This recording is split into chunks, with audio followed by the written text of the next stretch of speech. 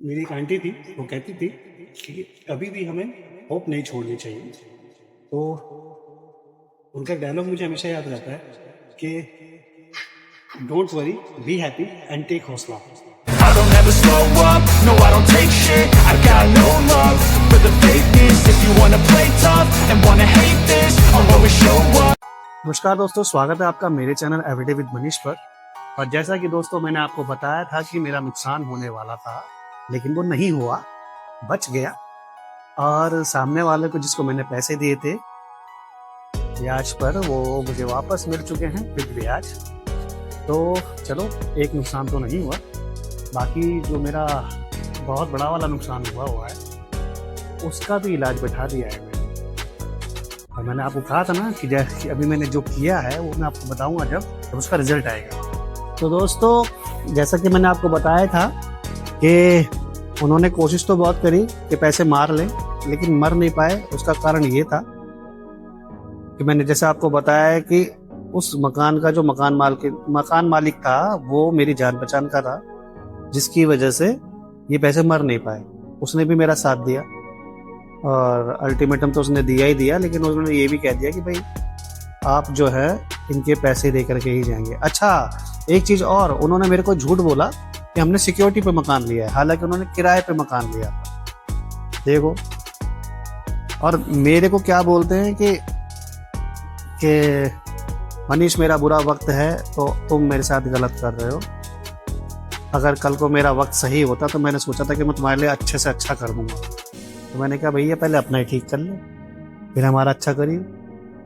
अपने तुम्हारे खाने के वांदे हो रहे हैं, तुम मेरा अच्छा करोगे। अरे सबसे बड़ी बात है कि जब तुम्हें 1.5 करोड़ रुपए मिला रिटायरमेंट पे, और तब तुम अपना अच्छा नहीं कर पाए, तुमने बर्बाद कर लिया अपना सारा पैसा।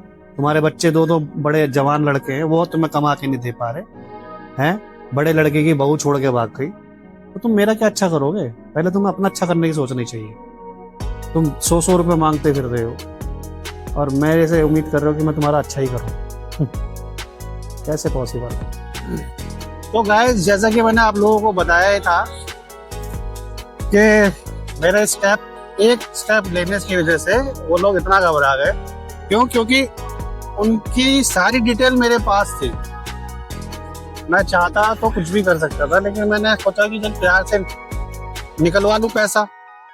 लेकिन उनके मन में शायद लालच आ गया था, और लालच आने की वजह से वो पैसा दे नहीं रहे थे।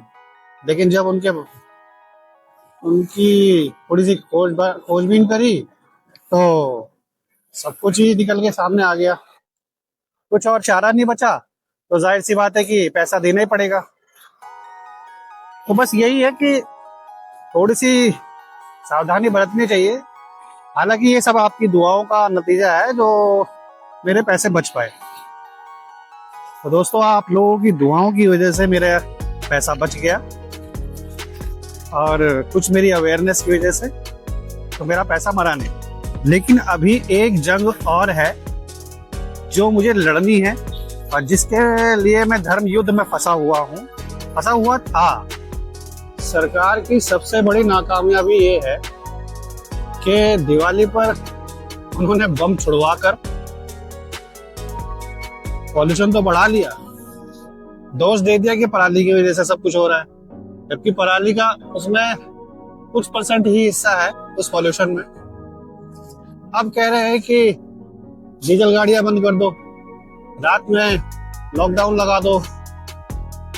तो जाहिर सी बात है कि रात में अगर लॉकडाउन लगेगा तो जो प्रोडक्ट्स हैं वो जगह तक नहीं पहुंचेंगे, अनाज नहीं पहुंच पाएगा, अनाज सब्जियां सब चीजें महंगी हो जाएंगी।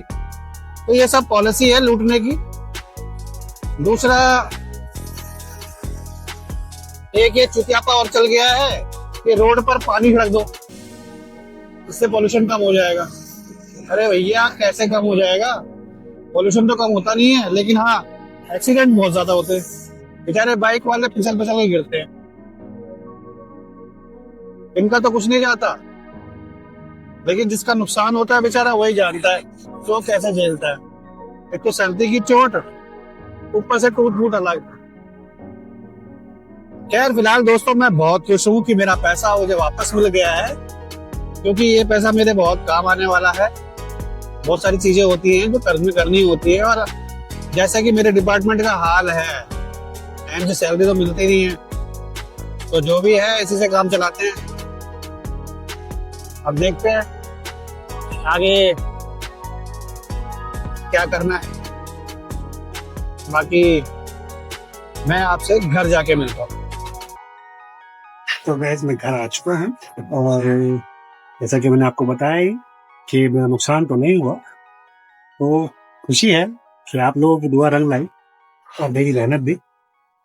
बाकी मेरी एक आंटी थी, वो कहती थी कि कभी भी हमें होप नहीं छोड़नी चाहिए। तो उनका डायलॉग मुझे हमेशा याद रहता है कि don't worry, be happy and take हौसला। तो आज उनकी याद आ रही है। क्यों? क्योंकि मुझे उम्मीद थी कि मेरा पैसा नहीं मरेगा, लेकिन थोड़ा डर था कि कुछ नहीं पता, कुछ भी हो सकता था।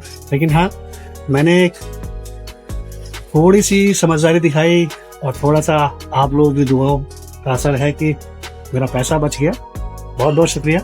बाकी कल मिलते हैं एक नए ब्लॉग के साथ, एक नए दिन के साथ, एक नई एनर्जी के साथ। बाकी दुआ कीजिएगा सब अच्छा रहे, और मैं भी दुआ करता हूँ कि आप सब अच्छे रहें, स्वस्थ रहें, व्यस्त रहें, अपने घरों में मस्त रहें और सर्दियों को एंजॉय करें। बाकी मिलते हैं रात रात।